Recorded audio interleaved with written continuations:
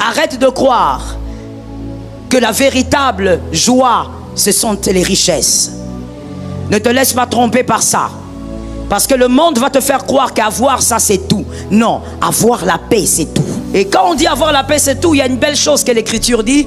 L'Écriture dit, il est celui qui donne la paix que le monde ne connaît pas. Dans d'autres versions, il est celui qui donne la paix que le monde ne peut pas expliquer.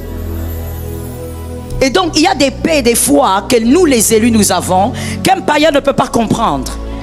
J'ai des problèmes que Louis n'a pas, mais il ne comprend pas ma paix. Elle est inexplicable parce qu'elle ne vient pas de moi.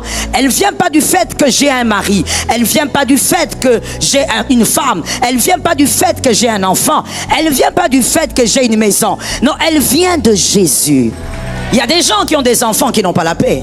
C'est pourquoi je dis toujours aux personnes qui n'ont pas encore saisi leur bénédiction physique.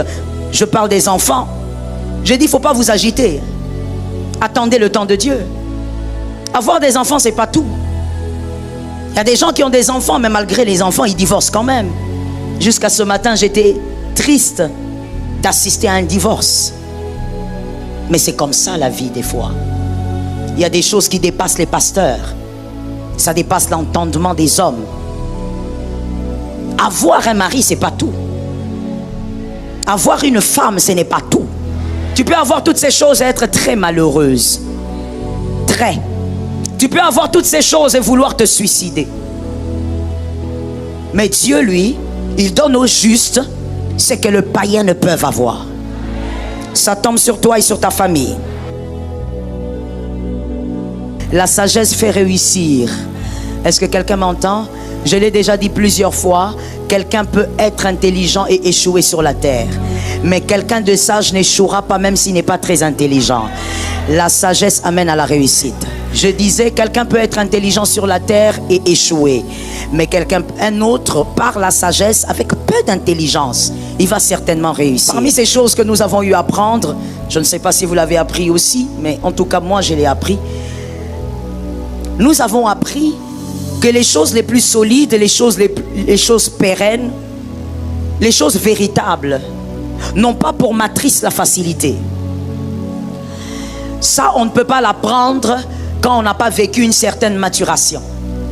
Les choses les plus solides, les choses pérennes, les choses durables, n'ont pas pour matrice la facilité. Les choses solides, les choses qui se bâtissent dans le temps, les choses qui permettent une suite, ont pour matrice la difficulté, l'impossibilité, la souffrance.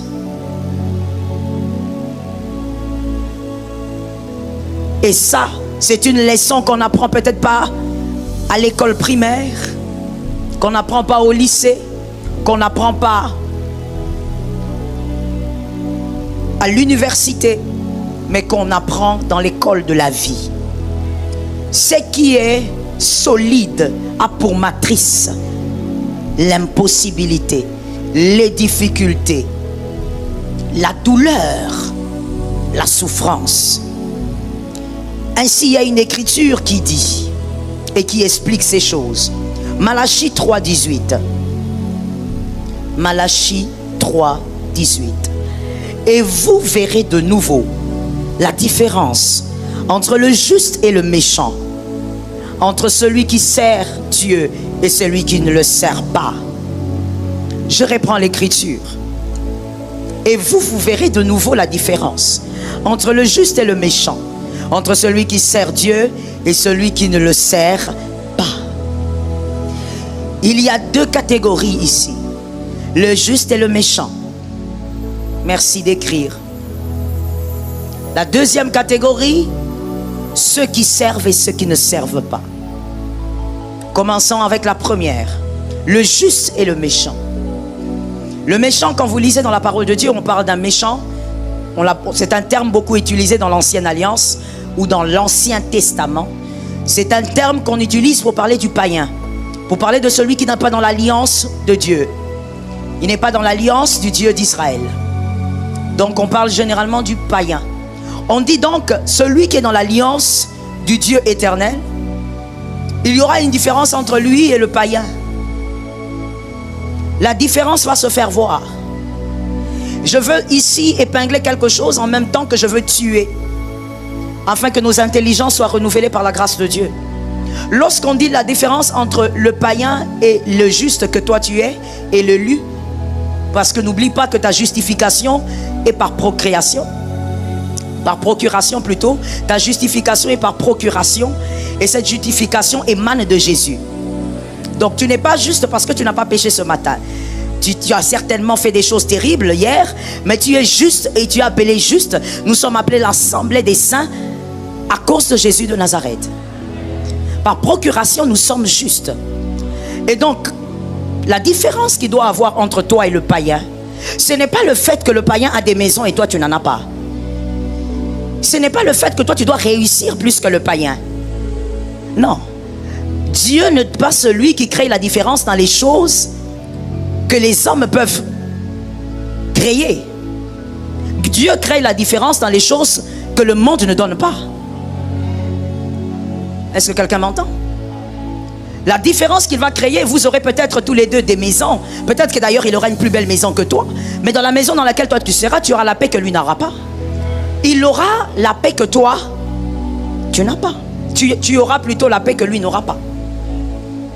Quand il dit je créerai une différence entre les justes et le méchant, et donc le païen, ça veut donc dire que vous pouvez avoir le même poste, le même salaire, mais il y a des choses que toi tu vivras que le païen ne pourra pas vivre. Et je voudrais aussi te rappeler quelque chose que tu ne devrais pas oublier. Nous sommes dans un monde, surtout maintenant, nous sommes dans une période où c'est une période que moi je vais appeler comme ça, par élimination, je vais appeler une période de semblant. Nous sommes dans un monde où tout le monde fait semblant, où tout le monde vit dans les apparats. Et donc toi tu vas te laisser convaincre par ce que tu vois de loin, ce que tu vois sur les réseaux, alors que ce que tu vois n'est pas la vérité. Alors que ce que tu vois n'est pas la vraie vie. Tu verras quelqu'un en train de poster tous les jours qu'il est heureux avec sa famille, avec sa femme, alors qu'en réalité, ils sont même en processus de divorce. Donc c'est pour seulement te dire que la joie que tu peux voir chez le païen, tu ne dois pas te laisser tromper par ça. Merci beaucoup, j'ai aimé cet amen-là. J'ai senti de la conscience dans ton amen. Tu ne dois pas te laisser tromper par des faux semblants que tu vois sur les réseaux, par les photos que vous voyez sur les réseaux. La joie que Dieu peut donner à un enfant de Dieu n'est pas comparable à la joie qu'un païen aura. La joie que Madame Hélène vous aurez en allant accoucher votre enfant, ça sera une joie tranquille, une joie paisible. Ça ne sera pas comme ce païen-là qui, avant d'aller à la maternité, il doit d'abord aller à la tombe, il doit d'abord aller au cimetière, il doit aller faire des rituels nus au cimetière. Un grand monsieur de 55 ans, mais qui reste tout nu comme un ver de terre dans un cimetière parce qu'il a des choses à accomplir. Ce n'est pas pareil. Que quelqu'un dise à une autre personne, ce n'est pas pareil. Aide-moi à dire à une autre personne, ce n'est pas pareil.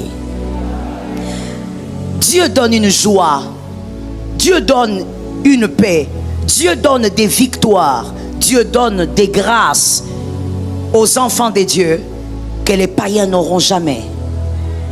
Alors ce que j'étais en train de tuer, je crois que tu l'as compris, et je le retue encore. Arrête de croire que la véritable joie, ce sont les richesses.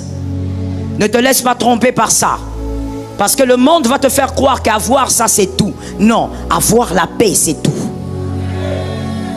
Et quand on dit avoir la paix c'est tout, il y a une belle chose que l'Écriture dit. L'Écriture dit, il est celui qui donne la paix que le monde ne connaît pas. Dans d'autres versions, il est celui qui donne la paix que le monde ne peut pas expliquer. Et donc il y a des paix des fois que nous les élus nous avons, qu'un païen ne peut pas comprendre. J'ai des problèmes que lui n'a pas, mais il ne comprend pas ma paix. Elle est inexplicable parce qu'elle ne vient pas de moi. Elle ne vient pas du fait que j'ai un mari. Elle ne vient pas du fait que j'ai une femme. Elle ne vient pas du fait que j'ai un enfant. Elle ne vient pas du fait que j'ai une maison. Non, elle vient de Jésus. Il y a des gens qui ont des enfants qui n'ont pas la paix. C'est pourquoi je dis toujours aux personnes qui n'ont pas encore saisi leur bénédiction physique, je parle des enfants, je dis il ne faut pas vous agiter. Attendez le temps de Dieu. Avoir des enfants, ce n'est pas tout. Il y a des gens qui ont des enfants, mais malgré les enfants, ils divorcent quand même. Jusqu'à ce matin, j'étais triste d'assister à un divorce. Mais c'est comme ça la vie des fois. Il y a des choses qui dépassent les pasteurs. Ça dépasse l'entendement des hommes. Avoir un mari, c'est pas tout. Avoir une femme, ce n'est pas tout. J'ai entendu plus la main des hommes. Quand j'ai dit avoir l'homme, ce n'est pas tout, je n'ai pas entendu les femmes donner un amen. Non, il ne faut pas donner un amen parce que je l'ai demandé. Il faut comprendre seulement qu'avoir un mari, ce n'est pas tout. Il faut comprendre ça. Ce n'est pas tout. Tu peux avoir toutes ces choses et être très malheureuse. Très. Tu peux avoir toutes ces choses et vouloir te suicider. Mais Dieu, lui, il donne aux justes ce que le païen ne peut avoir. Ça tombe sur toi et sur ta famille. Le deuxième groupe ou la deuxième catégorie, il y a donc la différence entre ceux qui servent Dieu et ceux qui ne servent pas. Ceux qui servent Dieu et ceux qui ne servent pas. Il dit qu'il va créer une différence. Donc, même au milieu des élus, au milieu de nous qui aimons Jésus, avons choisi Jésus comme Seigneur et Sauveur, même au milieu de nous, il y aura une différence. Même, je veux le dire mieux, même au milieu de nous, fils d'un même Père, c'est-à-dire Dieu, il va quand même créer une différence. Pourquoi? Parce que l'élément de sélection est le service. Servir Dieu ou le service de Dieu te donne une pondération plus haute. C'est l'Écriture qui le dit, c'est pas moi. Justifier ton incapacité à servir Dieu, c'est beau, ce sont des belles phrases, mais ça ne changera pas cette Écriture. Il crée la différence lorsqu'il voit qu'il y a un cœur qui s'occupe de son œuvre. Lorsqu'il y a un cœur qui se soucie de son œuvre. Mon frère, je veux le répéter, je le répéterai encore. Être un dimanchard ne bénit pas. Je répète. Être un dimanchard ne bénit pas. Maintenant, nous tous, nous allons dire amen. Même les dimanchards. Être un dimanchard ne bénit pas. Il y a tellement de désavantages à être un dimanchard. Tu ne grandiras jamais spirituellement. C'est que nous arrivons à vaincre et nous venons à l'église, nous sommes joyeux. Toi, ça va te clouer à la maison. Le petit problème là, oui, j'appelle ça petit, ça va te clouer à la maison parce que toi, tu es un dimanchard. Tu n'écoutes pas l'enseignement qui te permet de t'aiguiser dans la foi. Tu n'écoutes pas les enseignements qui te permettent de croître dans la foi. Non, je ne viens que le dimanche parce que je travaille. Ta justification ne changera pas la vérité. La justification ne change pas la vérité. La vérité reste. Voilà pourquoi vous verrez que quand vous êtes dimanchard, vous êtes lésé même pour les choses les plus banales. Parce que vous ne grandissez pas dans votre foi. Parce que la parole de Dieu que nous apprenons ici, selon les départements, ou même la semaine, à la tente du prophète, vous n'entendez pas ces enseignements-là. Ça ne vous aide pas, par exemple, à faire croître en vous la tempérance. Dès que quelqu'un parle d'une chose, vous vous enflammez et vous voulez réagir comme un païen. Vous marchez comme un agneau, mais vous criez, vous hurlez comme un loup.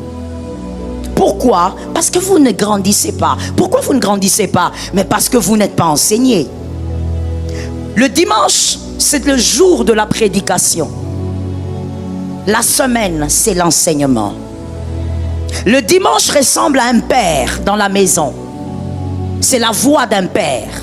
Et la semaine, dans tous les petits départements de la jeunesse, le vendredi, la jeunesse avait une veillée ici. Toi, jeune, tu avais raté. Tu es le cas dont je parle. Écoute-moi bien.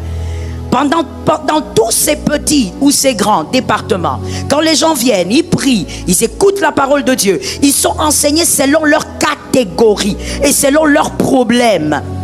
Ces personnes-là grandissent avec Jésus.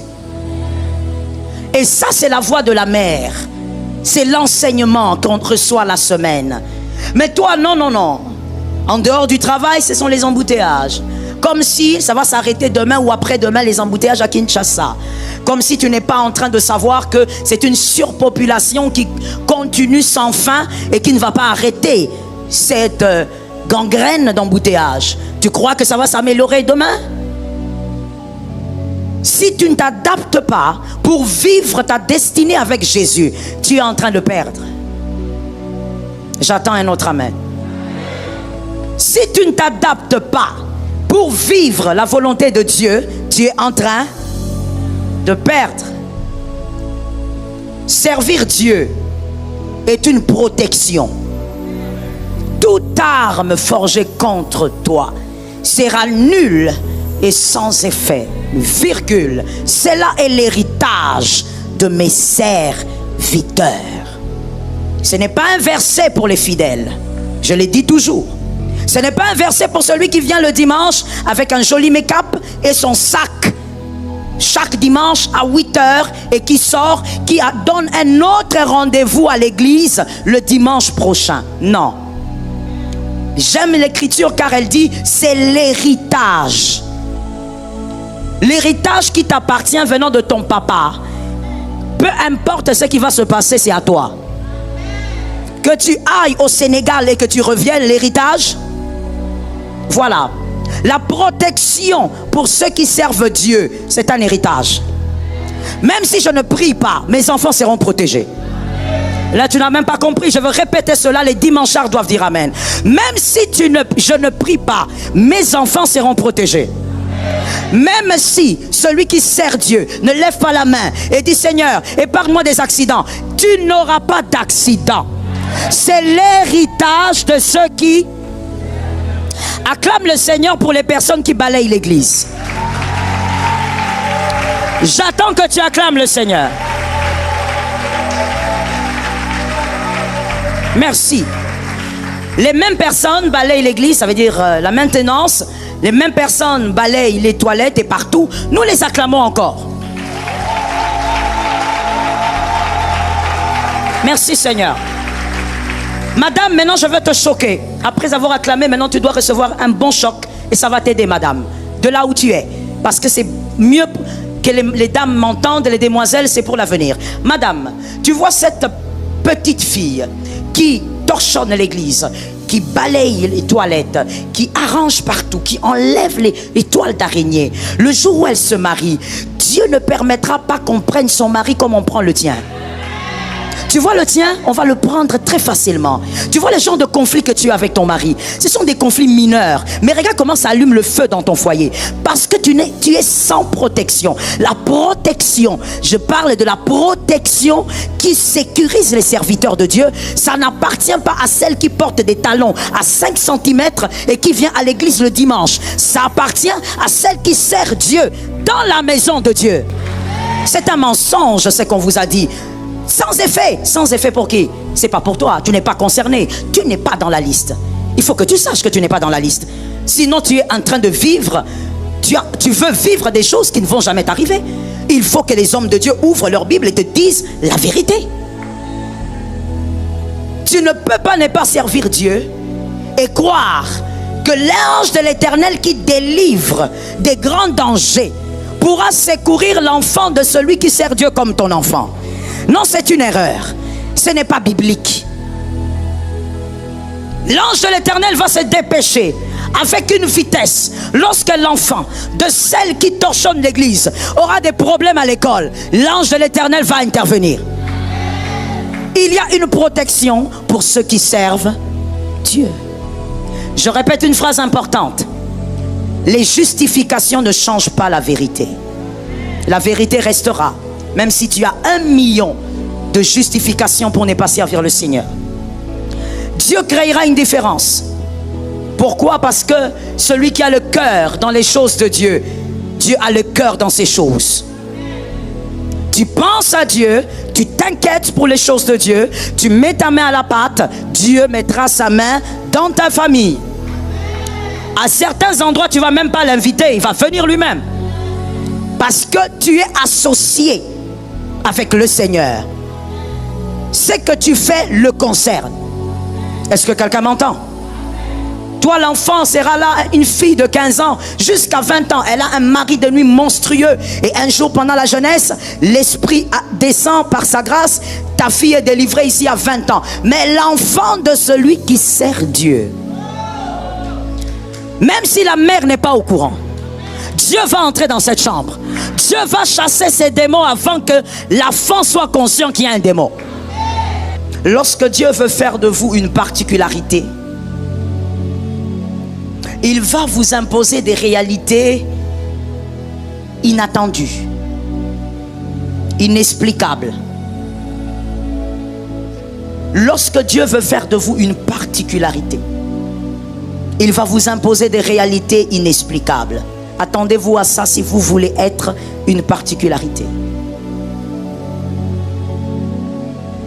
Lorsque Dieu veut faire des Jephthé une particularité dans sa famille et même dans sa lignée, Dieu crée une réalité inexplicable.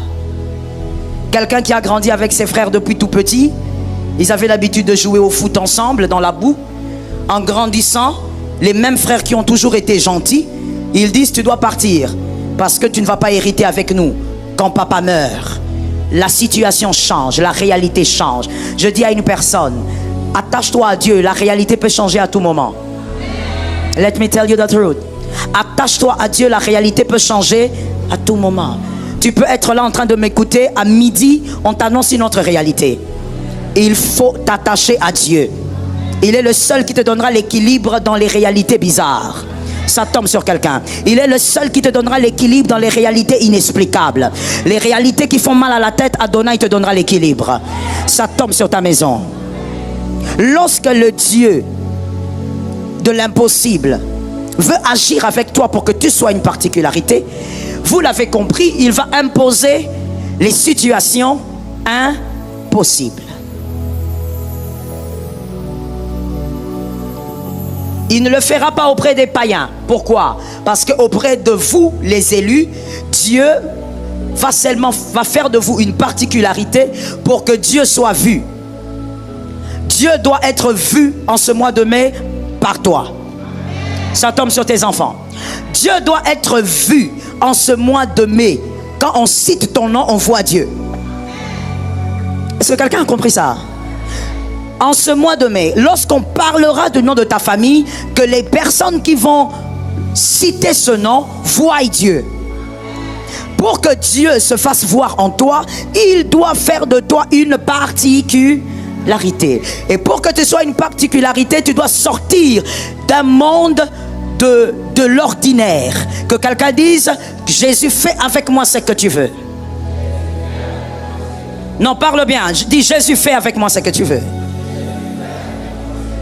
Il va te sortir de l'ordinaire. Et te sortant de l'ordinaire, il t'amène dans un monde des impossibilités. C'est dans l'impossibilité qu'on saura qui est qui. Ça tombe sur toi. C'est dans l'impossibilité qu'on saura si tu as cru ou tu n'as pas cru. C'est dans l'impossibilité qu'on saura si ton Jésus est solide jusqu'à la fin ou pas. Si toi, ton Jésus, tu le lâches en chemin ou tu vas avec lui jusqu'au bout. C'est dans la difficulté, l'impossibilité qu'on saura si toi tu es chrétien de pain et de lait ou toi tu es chrétien de Jésus. Tu es fou de Jésus ou tu es fou du pain. C'est dans les difficultés qu'on saura. Es-tu fou de Jésus ou tu es fou des maisons et des voitures? C'est dans les difficultés qu'on saura. Est-ce que tu es accro aux amis ou tu es accro à Jésus? Regarde un voisin, dis-lui: on saura. Sois un peu dynamique. Dis à un autre: en ce mois de mai, on saura. On saura. On finira par savoir. C'est que Dieu va envoyer chez toi en ce mois de mai. L'impossibilité qui va tomber sur toi en ce mois de mai. On saura si tu as connu Jésus ou pas. On saura si tu tiens au Dieu fidèle ou pas. Est-ce que quelqu'un m'entend? Ainsi, je t'ai souvent dit, c'est bien de dire le Dieu de mon Père, mais Dieu aussi, parle aussi de ton Dieu. Est-ce que quelqu'un m'entend bien? Parle de ton Dieu, qu'on sache et qu'on voie ton Dieu. Matthieu 27, 40. que dit l'Écriture? Voici un homme étrange dans Matthieu 27, 40. Ce sont les gens qui passaient qui disent, toi qui Matthieu 27, 40, oui. Toi qui détruis le temple et qui le rebâtis en 3 jours. On parlait de Christ, il était à la croix. Sauve-toi. Sauve-toi. Aidez ceux qui n'ont pas de bons yeux à lire. Sauve-toi. La suite, si tu es le Fils de Dieu, descends. On va répéter ça 3 fois. Si, on y va, si. Deuxième fois avec autorité. Troisième. Ces gens étaient en train de dire, attends, tu as fait beaucoup de miracles ici, on t'a vu faire des choses étranges. Même voilà, toi tu es cloué aujourd'hui au milieu de des brigands, tout nu, comme ça, à 33 ans près. Un homme comme toi, comment tu peux rester là? Si tu es vraiment le Fils de Dieu, descends de la croix. Non, il y a un problème avec ça. Il y a un problème avec ça. Car il est aussi écrit. Yes. J'aime cet amen là. Yes. Quand c'est l'écriture, on dit amen même si on n'a pas lu. Car il est aussi. Ésaïe 53, 7. Ésaïe 53, 7. Ésaïe 50. Il a été maltraité et opprimé. Ça, ce sont des années, je ne vais pas dire des années, des siècles avant la naissance physique de Jésus. Il a été maltraité et opprimé. Il n'a point ouvert la bouche. Semblable à un qu'on mène. Semblable à un qu'on mène à une brebis devant. Il n'a point. L'agneau doit être amené à l'abattoir. Si c'est l'agneau, il doit être amené à l'abattoir. C'est parce qu'il est Fils de Dieu qu'il ne peut pas descendre. Est-ce que quelqu'un me capte? C'est parce qu'il est Fils de Dieu qu'il doit rester où? Parce que l'agneau doit être amené. J'aime la rapidité que tu as, que Dieu te bénisse. L'agneau doit être amené à la boucherie. Il doit être amené à l'abattoir. Si on est un agneau, on va à l'abattoir. Le bouc ne va pas à l'abattoir. Ça tombe sur toi. Le bouc ne va pas à l'abattoir. La chèvre ne va pas à l'abattoir. L'agneau va à l'abattoir. C'est parce qu'il est Fils de Dieu qu'il ne doit pas descendre. S'il est resté là, c'est parce qu'il est fils. La croix, c'est le lieu des vaillants. Je le dis autrement. La croix, c'est la naissance des vaillants. La naissance des guerriers, c'est à la croix. Est-ce que quelqu'un m'entend?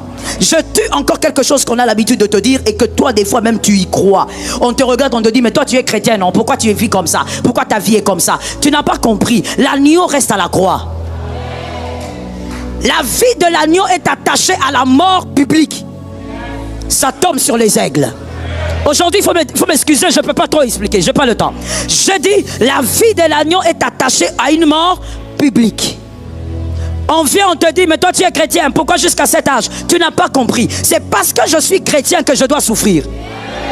Ça tombe sur toi au nom de Jésus.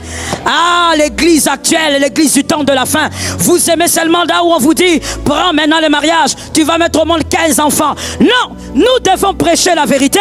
Jésus revient bientôt. Je dis à quelqu'un, je souffre parce que je suis chrétien. Il est normal qu'un chrétien souffre. Regarde les amens là où c'est parti.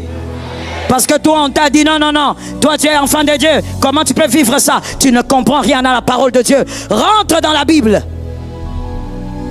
Pourquoi toi tu es chrétien? Tu vis les épreuves. Tu lui dis, c'est parce que je suis chrétien que je dois vivre.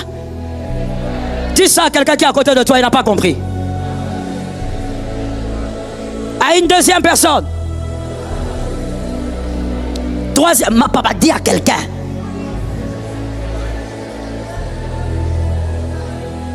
C'est normal. Regardez ce qu'on a mis dans vos têtes. Et tu es là comme ça. Oui, au fait, hein, pourquoi? Malgré les prières. Écoutez-moi très bien. Let me tell you something. Nous n'allons pas monter, nous n'allons pas prier à la montagne pour que la souffrance s'arrête. Nous n'allons pas nous enfermer en retraite pour que la souffrance s'arrête. La vallée est une affaire de cycle. Ce sont les personnes que Dieu a envoyées dans cette alliance qui vont comprendre cette parole. Si tu es un mercenaire, tu ne vas pas m'écouter.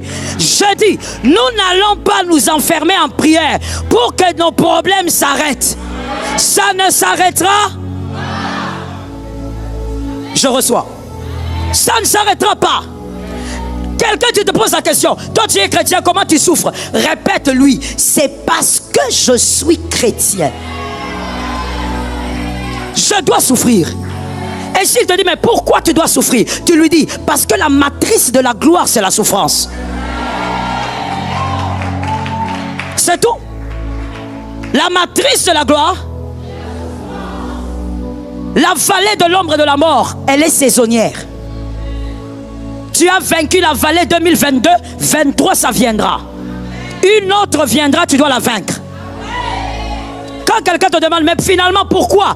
Donne-lui encore une deuxième réponse, parce que le pasteur Joël a plein de réponses à cette matière-là. Dis-lui, c'est parce que je suis un chrétien, et nous les chrétiens, nous avons des trophées. Il n'y a pas de trophée sans bataille. Est-ce que quelqu'un m'entend bien? J'ai des trophées à gagner. L'apôtre Paul dit, j'ai combattu le bon combat. C'est une affaire de bataille. J'ai combattu, j'ai gardé la foi, j'ai achevé la course. Ah, la suite me plaît, la suite me plaît. Désormais, une couronne m'est réservée. La couronne est réservée à ceux qui gagnent la bataille. Est-ce que quelqu'un m'entend bien? Tu ne peux pas croire qu'être enfant de Dieu veut dire, oh voilà, tu dois donc avoir une vie facile. La facilité ne produit que des choses fragiles. Toute facilité n'est pas bénédiction. La facilité, en général, ne produit que des choses fragiles. C'est tout. Lorsque tu ne payes pas le prix d'une chose, tu ne sauras pas la garder. Il est donc normal, oh Saint-Esprit, que tu puisses vivre des épreuves, que tu puisses vivre des impossibilités. Dans ces impossibilités, Dieu va te rendre particulier. Ça tombe sur moi-même, j'en ai besoin. Dieu va te rendre particulier. Si tu vis ce que tout le monde vit, comment tu seras différent? Si ton mariage est trop simple, comment ce mariage sera une particularité? Il faut que ça soit une particularité. Pour cela, tu dois être face à l'impossible. Que Jésus te donne la victoire. Écoutez-moi très bien. Voici ma philosophie. Je le dis, je ne l'ai pas créée par moi-même. Je l'ai prise de quelqu'un qui s'appelle David. Je n'aime pas la vallée, mais la vallée est une obligation. Et je n'ai pas peur de la vallée parce que dans la vallée, j'ai les grands bergers. Je sais que la vallée du mois de mai doit arriver. Parce qu'après la vallée, il faut que je voie le bonheur. Ceux qui n'ont pas fait les codymes, aidez-moi à dire bonheur et grâce. Vous êtes nombreux. Après la vallée, il y a le bonheur. Donc la vallée du mois de mai, elle arrive. Je passe, je reçois bonheur et grâce. Et puis j'attends encore le mois de juin. Plus j'arrive à tenir, plus je monte. Est-ce que quelqu'un m'entend bien? Oh mon Dieu. On te pose la question, mais regarde, moi je ne prie pas comme toi. Mais regarde ce que moi j'ai eu. Mais attends, tu lui dis, mais mon frère, qui t'a dit qu'avoir une chose est la garantie que ce qu'on a eu est la bonne chose? Am I talking to somebody? Avoir une chose ne veut pas dire que tu as la bonne chose. Tu peux te marier, mais te marier à une mauvaise femme. Mais moi, je te vois avec une alliance. Ça ne veut pas dire... Quand tu es marié, cela ne veut pas dire que forcément tu as une bonne femme ou que tu as un bon mari. Avoir une chose ne veut pas dire que tu as la bonne chose. Il ne faut pas avoir la chose. Je m'adresse aux élus. Il faut avoir. Au nom de Jésus, que ta fille ne court jamais vers les hommes. Que ton fils ne court jamais vers les femmes. Qu'il se marie à la bonne personne. C'est tout. Oh, moi, je me suis marié à 22 ans. Toi, tu es encore célibataire. Mais regarde comment tu as des rides. Tu t'es marié à 22 ans. Regarde comment tu as des rides. Parce que tu t'es marié à un gars qui te fait des choses bizarres. Une femme qui te fait des choses. Il y a un frère qui osait. C'est ce frère-là. Que Dieu le protège. Que Dieu l'aide. Il ose me dire, maman, est-ce que tu es sûr que c'est un péché d'avoir une sous-maman? Je dis toujours avec moi ou bien?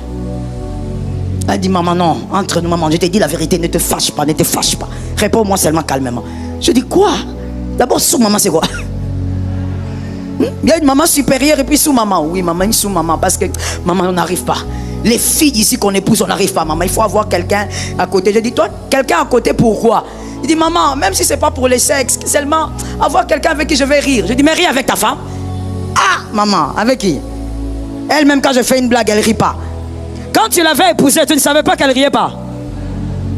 Tu vas rester là. Tu es scotché. Tu es cimenté. Je te colle là. Je prends l'huile de l'onction, je t'attache encore. Je te ligote. Je te ferme. Je prends un gros cadenas, je te ferme dans ce mariage. Tu resteras là. Ainsi, je dis aux célibataires, toujours je le dis, le célibat est une opportunité. Le célibat est une opportunité. Il ne faut pas écouter quelqu'un qui te dit non, tu vois, nous à votre époque, on s'est mariés tôt. Ah oui? Pour avoir quel type de famille? L'essentiel, c'est d'avoir la chose que Dieu a réservée pour vous. Il ne suffit pas d'avoir une chose. Ça, c'est trop facile, c'est mentir tout le monde. Tu dois avoir la chose que Dieu a prévue pour toi. Ça localise ta maison, ça localise ton travail, ça localise tes affaires. Tout ce qui t'appartient est localisé. Un homme intelligent a dit Amen. Ainsi, faisons attention donc à ceci. Pour comprendre qu'en tant qu'enfant de Dieu, il est normal, j'insiste sur ce mot-là, il est normal que je vive les difficultés, que je vive les souffrances, que je vive des fois certains blocages, que je vive des fois les portes qui me résistent. Il est normal que ça arrive, ces épreuves. Je veux que quelqu'un me dise, il est normal. Pour vivre dans ce système de pensée qui est biblique, nous devons comprendre Éphésiens 4,14. Éphésiens 4,14. Afin que nous ne soyons plus des enfants. Quelqu'un m'a écrit dans son carnet enfant. Afin que nous ne soyons plus. Donc, avec ce que nous constatons, voilà pourquoi certains théologiens appellent l'apôtre Paul l'apôtre majeur. Quand cet homme parle, il est en train de dire afin que nous ne soyons plus. Donc, être enfant est une décision. On peut décider de ne plus être enfant. On ne parle donc pas de l'âge 4, 5, 10 ans, 11 ans. Non, on parle d'un état d'esprit. Il faut décider de ne plus être. Merci. Il faut qu'on répète ça car le ciel est favorable. Il faut décider de ne plus être. Merci. Flottant et emporté à tout vent par la tromperie. Oh my God. On reprend. Par la tromperie, il y a des hommes menteurs qui sont là pour mentir, dire des choses fabulatoires, raconter des choses qui vous fascinent, mais dedans il y a rempli de mensonges. Que Jésus te donne la victoire. Par leur ruse dans le moyen de... Pour vaincre ça, il faut quoi? Pour vaincre, il faut quoi? Décider de ne plus être enfant. État d'esprit. Tu as 45 ans, mais tu conduis ta vie comme un enfant. C'est pas moi qui ai dit, hein, c'est l'apôtre Paul. Tu as 50 ans, mais tu conduis ta vie comme un enfant. Tu prends des décisions enfantines. Comme si tu es né hier. Et le grand problème, c'est quoi? C'est le fait qu'il y a des personnes qui sont remplies de mensonges et qui vont traiter votre connaissance de quelle manière? Votre connaissance sera traitée comment?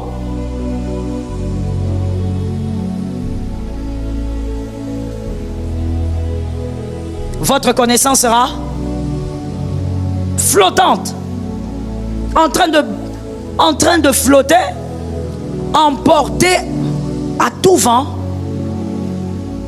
Tu as l'église, mais on ne sait vraiment pas, tu crois vraiment en quoi?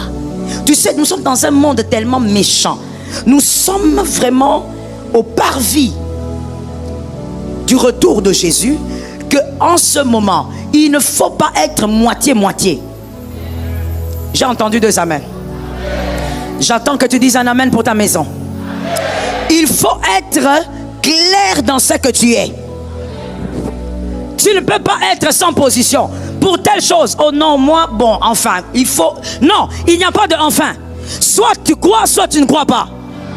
J'attends des amens. Dis à quelqu'un, tu dois choisir. Dis à ton âme, je dois choisir. Soit tu crois, soit... Et puis mon frère, comme l'apôtre Paul a dit, laissez-moi ce verset là, comme l'apôtre Paul a dit, décide de ne plus être un enfant, c'est-à-dire assume tes décisions, assume tes opinions. Toi tu dis oui maintenant, dès que quelqu'un entre qui ne pense pas comme toi, tu changes. Non, non, ce que je voulais dire c'est que non mon frère, assume ce dont tu crois.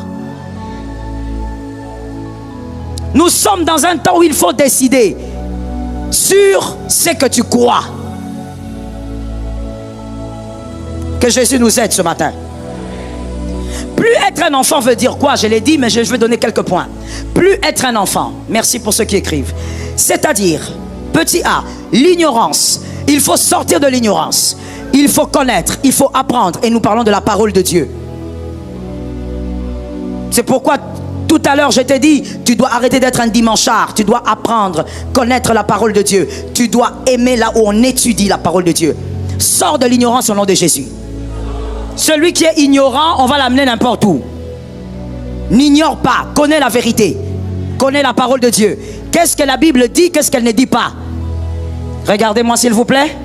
Je pose la question d'abord à ceux qui sont de ce côté ici. Parce que c'est là où je suis en train de me poser la question, même si on m'écoute. Ici à ma droite,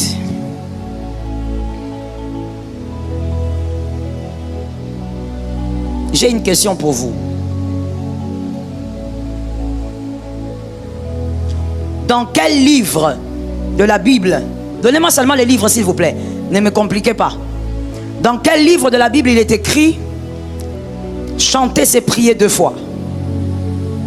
Donnez-moi seulement le livre, le verset, on va s'en occuper.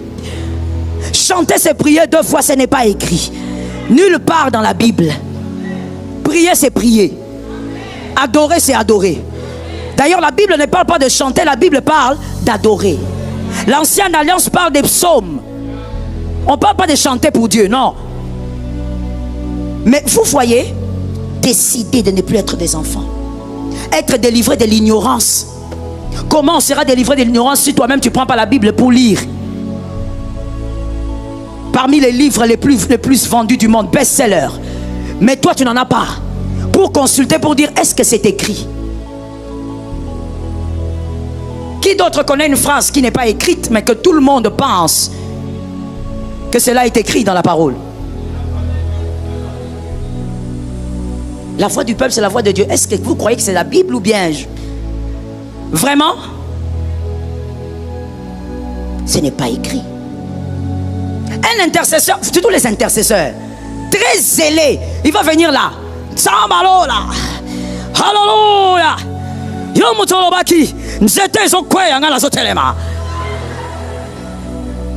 Toi aussi, dans toute ton ignorance, quand tu sens seulement la chaleur de la prière, Alléluia, Alléluia.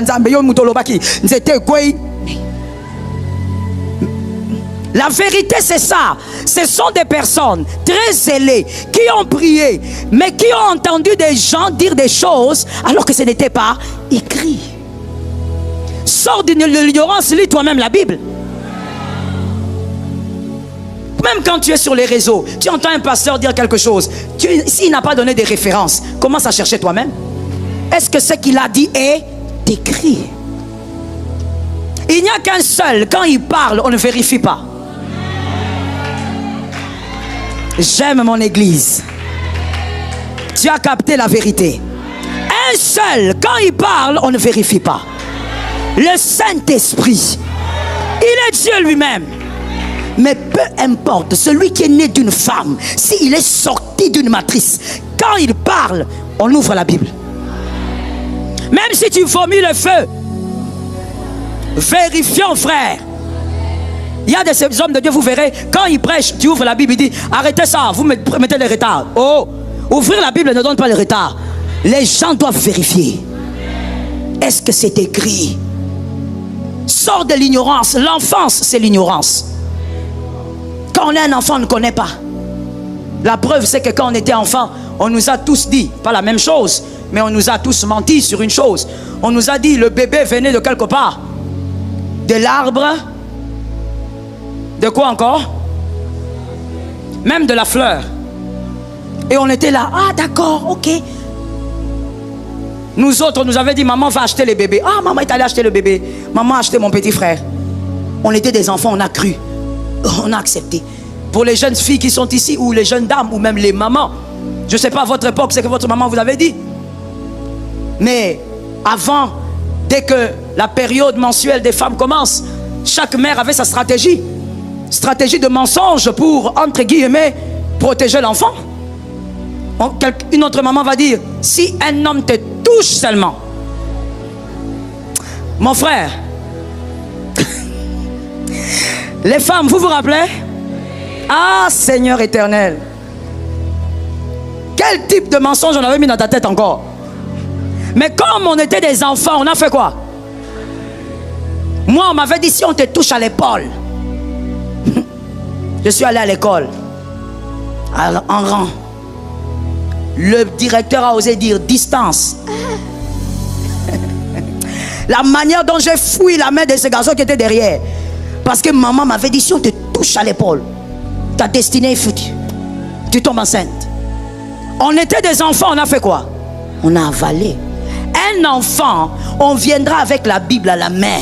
On te dit des choses. Mais comme toi-même tu n'as pas vérifié, tu diras Amen. Sors de l'ignorance. L'enfant, c'est aussi ceci. B, petit b. Aucune quête de la connaissance. L'enfant ne va pas vers une quête approfondie de la connaissance. Un adulte, celui qui décide d'arrêter d'être enfant, cherche à connaître. Voilà pourquoi, je le répète, un dimanchard ne peut pas croître spirituellement. Parce que tu dois aller à la quête de la connaissance. Plus savoir sur Jésus, plus savoir sur l'enlèvement, plus savoir. La plupart des gens, et je sais qu'on est nombreux aussi ici, si on te pose la question sur le retour de Jésus, tu ne connais pas grand-chose.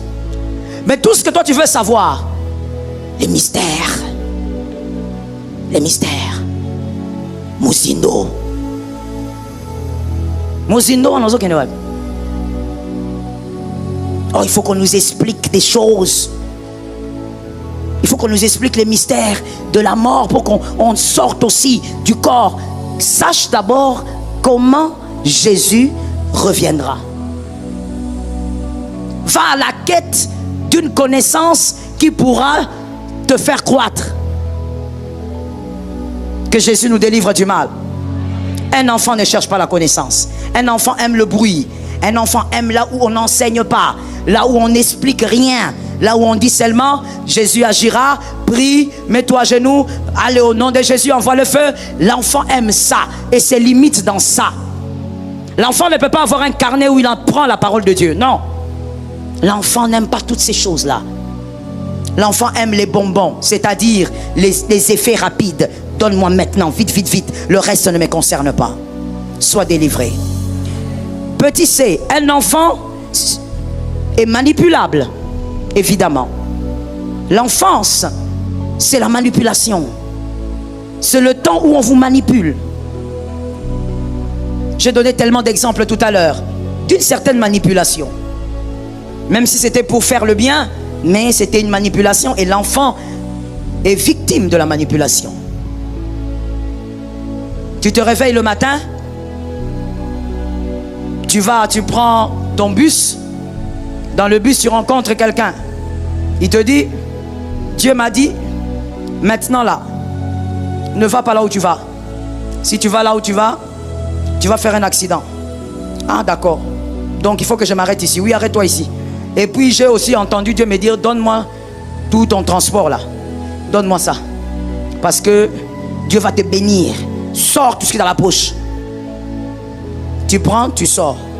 Tu descends du bus, tu dis Dieu m'a dit de ne pas aller là-bas. Pendant que tu attends un autre bus pour rentrer, un autre vient. Dieu m'a dit là où tu vas, il va te visiter. Vas-y. Finalement, Dieu parle comment? Finalement, Dieu a quel langage? Tu es manipulé facilement. Pourquoi on te manipule? Tu es un enfant. Tu n'as pas la connaissance. Tu n'as pas décidé d'arrêter d'être un enfant. Est-ce que quelqu'un m'entend? J'ai besoin que quelqu'un me donne un amen. Écoutez-moi très bien. Dieu, il agit de plusieurs manières. Il agit comme il veut. Mais il agira plus facilement avec toi quand tu as la bonne connaissance. Tu vois, même dans tes rêves, les rêves que tu fais dépendent de ta connaissance. Il y a des images que toi, Dieu ne peut jamais te montrer. À cause de la petite connaissance que tu as. Par exemple, si Dieu te montre dans un rêve un volcan, toi, qu'est-ce que tu vas comprendre par rapport à la connaissance de la parole de Dieu que toi tu as? Quelqu'un d'autre, si Dieu lui montre un volcan, il va dire, ah, Dieu veut maintenant faire exploser quelque chose de grand dans ma vie. Tout dépend de la connaissance que toi tu as. Je donne un exemple encore banal. Il y a un homme de Dieu que j'aime bien. Il est du Kasaï.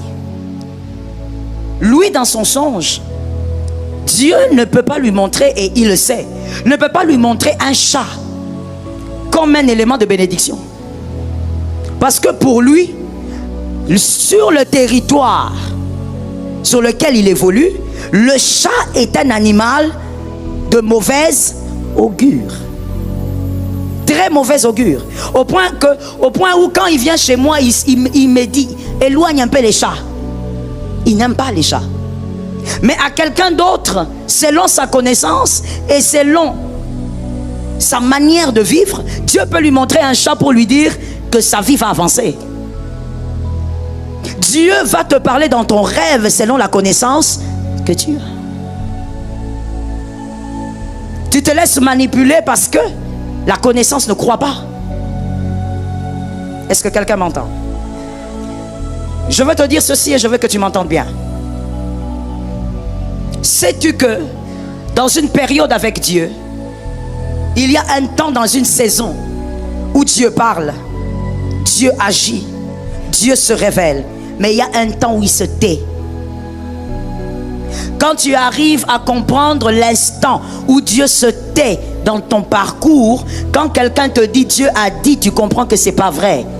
Parce que je suis dans une période où Dieu se tait. Et il a une raison pour laquelle il se tait. Je n'ai pas le temps d'enseigner ça. Il a une raison. Si tu es enfant de Dieu, tu me dis que Dieu te parle tout le temps. Je suis désolé de te dire que ce n'est pas Dieu. Il y a un temps, et il a fait depuis Genèse, où il se tait avec les élus. Et c'est essentiel pour la croissance des élus. Mais toi, dès que tu bouges comme ça, quelqu'un m'a dit, Dieu m'a dit. Dès que tu te retournes, Dieu m'a dit. Quelqu'un descend de l'arbre, Dieu m'a dit. Il y a des foyers qui se sont brisés à cause. Mon frère, quand tu aimes une femme, c'est toi et la femme. Dieu a dit quoi là-bas? Même Dieu, quand il a amené Ève, il a amené seulement. Dieu n'a pas parlé. Voilà pourquoi Adam n'a pas dit, c'est la femme que tu avais dit, non, que tu m'as. Parce que Dieu n'avait rien dit. Il a juste. Il y a des bons fiançailles qui se sont brisés. Parce que tel prophète m'a envoyé les messages. Tel autre m'a envoyé les messages. Mon frère, je t'ai déjà dit. Non, c'est pas ici que j'avais dit ça. Je dis ceci. On ne conduit pas une vie par la prophétie. Je te réchoque. On ne conduit pas une vie par. Tu te maries par prophétie, tu fais des enfants par prophétie. Tu achètes une maison, tu achètes une chaussure, tu achètes une robe. Finalement, le cerveau que Dieu t'a donné, il faut enlever ça. Parce que tu ne sais pas pourquoi Dieu t'a donné un cerveau. Dieu t'a donné un cerveau parce que tu n'es pas un robot. Parce qu'il y a des choses que tu dois faire par ta réflexion. Par l'intelligence que Jésus t'a donnée. Sors de la manipulation au nom de Jésus. Est-ce que quelqu'un me capte bien? Connais la vérité et les gens ne te manipuleront pas. Sois capable aussi de dire à quelqu'un: merci beaucoup mon frère pour le message, car il est écrit. Ne rejetez pas, ne méprisez pas la prophétie, mais discernez, analysez. Merci mon frère, je vais aussi aller prier. Sois libre de le dire.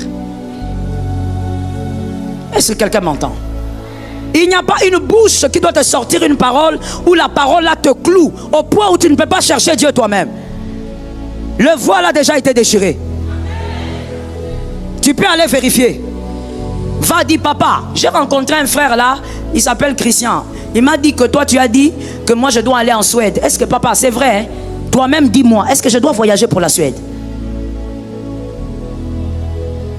Tu vas déstabiliser ta vie pour rien. L'homme de Dieu était en train de parler d'un frère. Dieu a dit, tu dois partir. Comme certaines personnes, quand on dit Dieu a dit, tu dois voyager, ils se disent forcément c'est Dieu.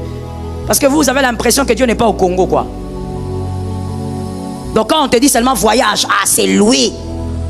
Le frère est parti. L'homme de Dieu lui a dit: moi je ne suis pas très sûr avec cette affaire, il faut prier. Au lieu de prier, non, Dieu m'a dit. Il a commencé les démarches. Il est parti. Arrivé, je ne sais pas, dans un pays là, je ne veux pas citer. Il arrive là-bas, il trouve un moyen par le téléphone de quelqu'un, il appelle l'homme de Dieu. Non, ici ça ne va pas. L'homme de Dieu lui a dit: tu souffres pour rien, je ne prierai pas pour que tu traverses quoi que ce soit. Tu rentreras ici. Oh non papa, il est tout ça à la fois, Dieu m'avait dit. Ok. Après quelques semaines, on apprend, on l'a refoulé. Il est revenu encore ici.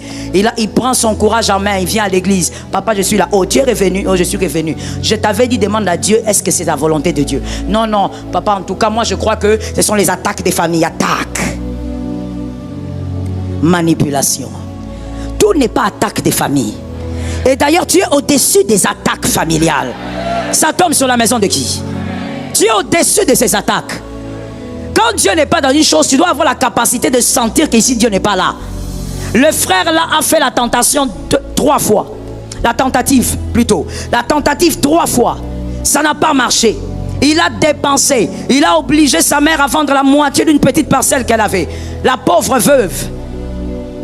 Tout ça parce qu'il voulait partir. Pendant que je te parle, il est ici en train de tourner. Même la fiancée qu'il a fait pris, l'a plaqué. Un homme instable. Un jeune garçon, un homme déjà de moins de 30 ans, tu es instable. C'est quand tu auras 40 ans que tu seras stable. Tout ça pourquoi? Dieu, il n'était pas là-bas. Décide d'être un adulte. Refuse l'enfance. Est-ce que quelqu'un m'a entendu? Une fois j'ai été choqué d'entendre. Je suis là chez moi. Je reçois il y a peut-être 6 ans de cela ou 7. Je reçois un message de l'une de mes filles. Elle m'écrit. Non, même pas, c'était pas elle qui m'avait écrit. Je reçois le message d'un homme, entre guillemets, un pseudo-prophète. Il dit: oh maman, je suis à tel endroit. J'ai dit: tu es là-bas en train de faire quoi? Parce que je comprends qu'il est chez ma fille. J'ai dit: tu es là-bas en train de faire quoi? Oh non maman, je croyais qu'elle allait vous dire. Elle vous a pas dit. J'ai dit: elle m'a rien dit du tout. Qu'est-ce qui se passe? Pourquoi tu es là-bas? Parce que je le connais. Je peux ouvrir une parenthèse? Est-ce que je peux ouvrir une parenthèse? C'est toujours dans la manipulation. Mon frère, ça je l'ai déjà dit plusieurs fois, mais je le répète. Même si je fais arriver quelqu'un ici, ça ne veut pas dire qu'il entre chez toi. Est-ce que quelqu'un m'entend? C'est pas parce que je donne à quelqu'un le micro qu'il doit arriver.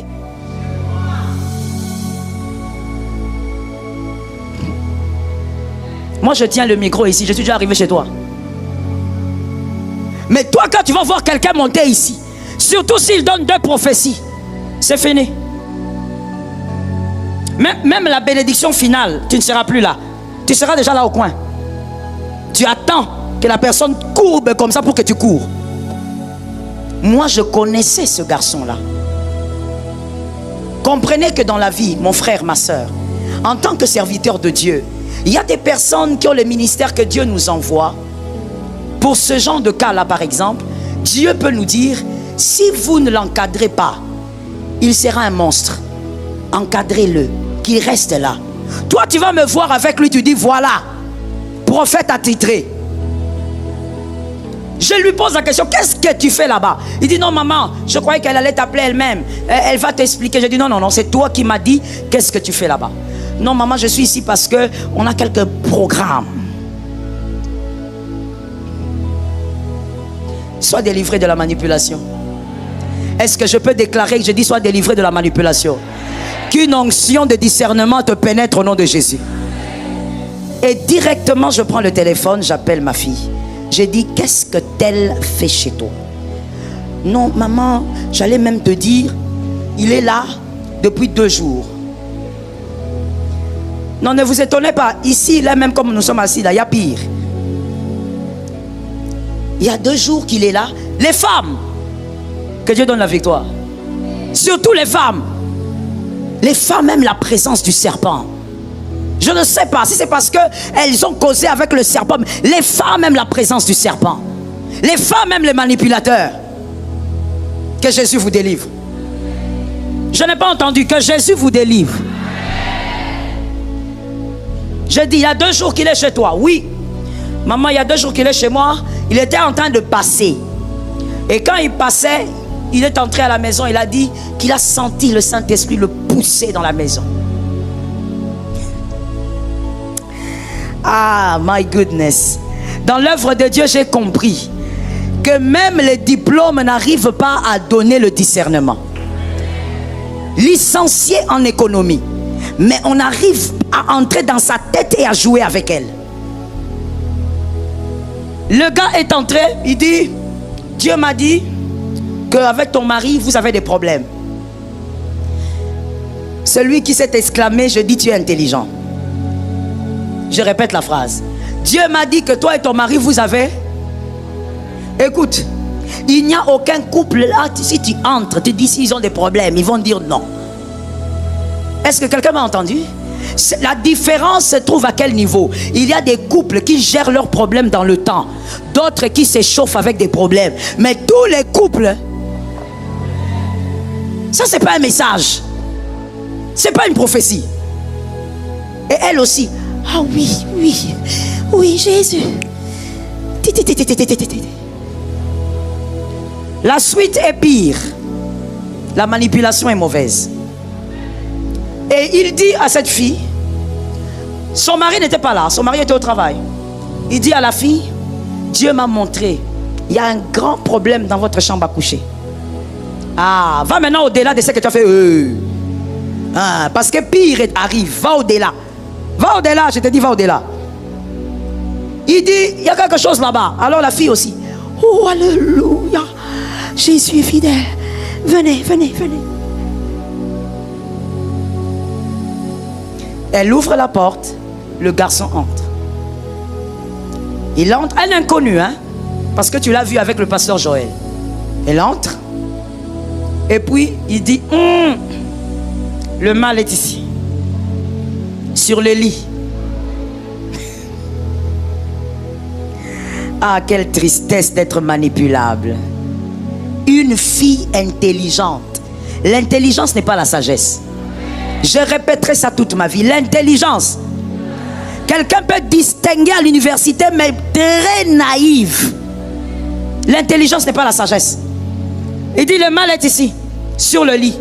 Alors la fille qui attend, il faut faire la prière. On fait comment? Je peux amener l'huile, l'onction? Il dit, non, ça ne va pas marcher. Je dois monter. Regarde un voisin, dis-lui, il a dit qu'il doit monter.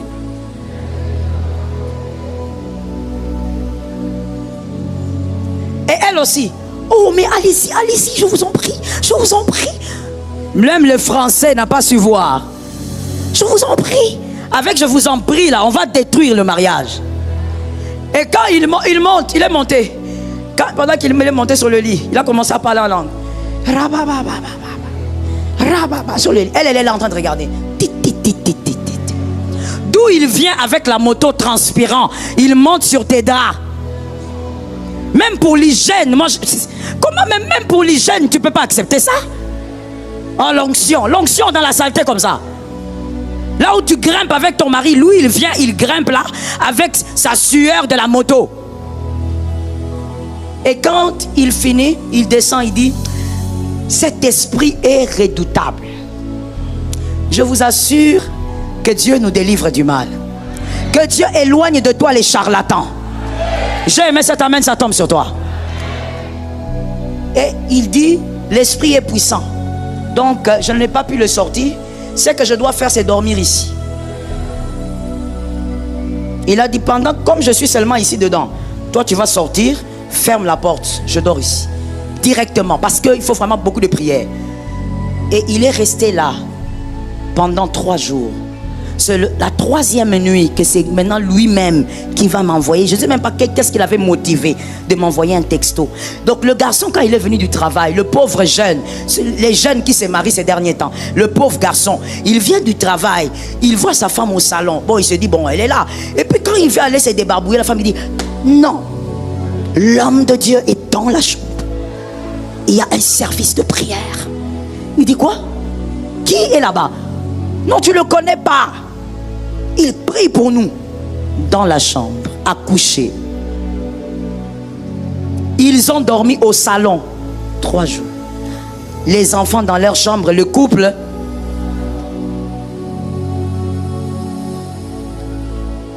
Tu as senti la colère, hein, frère? Bata. C'est pas possible.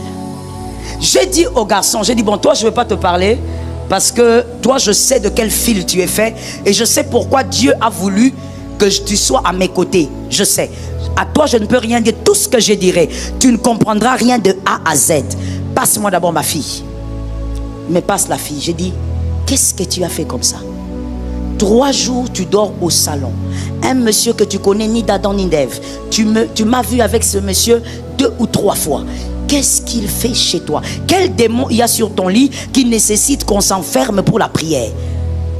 Est-ce que tu l'as entendu prier? Je lui ai dit, tu vois ce dont il avait besoin? Il avait besoin d'un lit. Hein? Il avait besoin d'un endroit où? Et il a eu un 5 étoiles. J'ai dit à cette fille, j'ai dit, fais sortir cet homme de la maison. C'est incorrect. Je n'ai même pas voulu parler au mari. Parce que si j'avais parlé au mari, le feu allait s'allumer entre les couples. Comment on peut te manipuler jusqu'à ce point? Ne sais-tu pas qu'il y a des choses que Dieu ne permettra pas? Si le mal est dans ta chambre, où est ta bouche? À qui on a donné le pouvoir? Je pose la question, à qui on a donné le pouvoir? Si tu as le pouvoir, pourquoi il est dans la chambre? Entre toi-même, fais sortir ce qu'il y a là-bas. Entre toi-même, dégage ce qu'il y a dans la maison.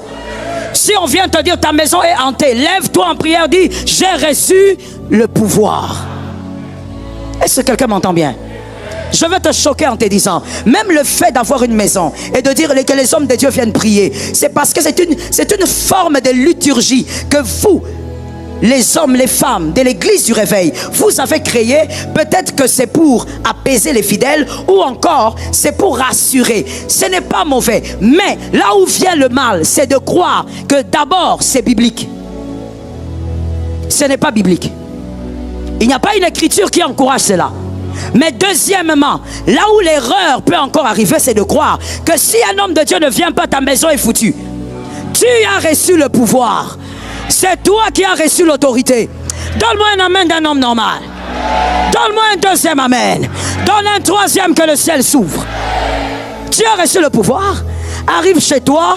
Si tu veux avoir l'onction d'huile, c'est ta foi. Si tu ne veux pas l'huile, c'est aussi ta foi. Dieu n'agit pas que par l'huile. Dieu peut agir sans les huiles. C'est ta bouche qui a cru. Celui qui croit voit la gloire de Dieu.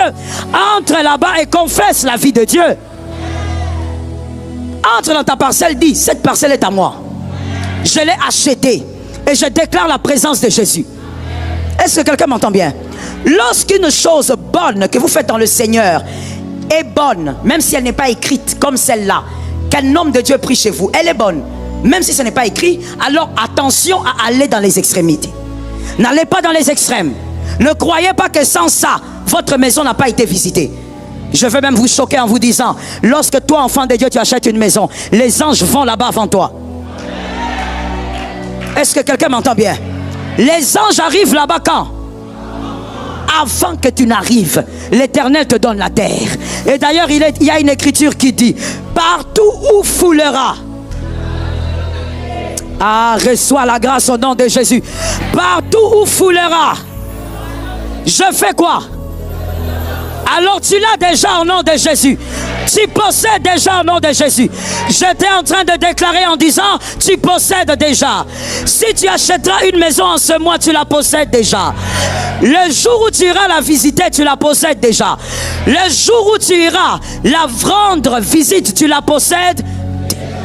Dis avec moi 3 personnes, j'ai reçu le pouvoir et je crois au pouvoir. Il ne faut pas oublier que quand tu vas prier sur un lieu, écoute-moi bien, tu fais bien de rester debout. Écoute-moi, quand tu vas prier sur un lieu, tu vas affronter qui? Qui est-ce que tu vas affronter? Les esprits, n'est-ce pas? La Bible dit ce qui est chair, ce qui est né de la chair, ce qui est né de l'esprit. Si tu vas affronter les esprits, quand toi tu arrives, les esprits voient quoi? Très bien. Les esprits ne te voient pas toi, ils voient l'esprit de Dieu. Ce qui est né de l'esprit est esprit. Donc, même si toi tu vas seul, sans personne, cet endroit-là sera purifié. Cet endroit-là sera oint. Et regarde ton voisin, dis-lui, là où j'irai, l'onction m'accompagnera. Un deuxième voisin. Troisième voisin. Merci, nous allons lever la main droite, on va déclarer sur cette écriture. Donnez-moi l'écriture, là où vous foulerez la plante de vos pieds. Donnez-moi cette écriture. Par l'autorité du Saint-Esprit, tu ne dois pas te laisser manipuler comme un enfant. Tu dois savoir qui tu es. Tu dois connaître quelle est ta position en Jésus. Tu ne dois pas dépendre d'une autre connaissance comme un enfant. Connais la vérité. On y va, 1, 2, 3. Tout lieu que foulera la plante de votre pied, je vous le donne comme je l'ai dit à Moïse. Alléluia. Quand on dit comme j'ai donné à Moïse, c'est pour simplement dire, comme lui était humain, vous aussi vous recevrez votre part. Comme je fais grâce à un homme, je peux aussi vous faire grâce.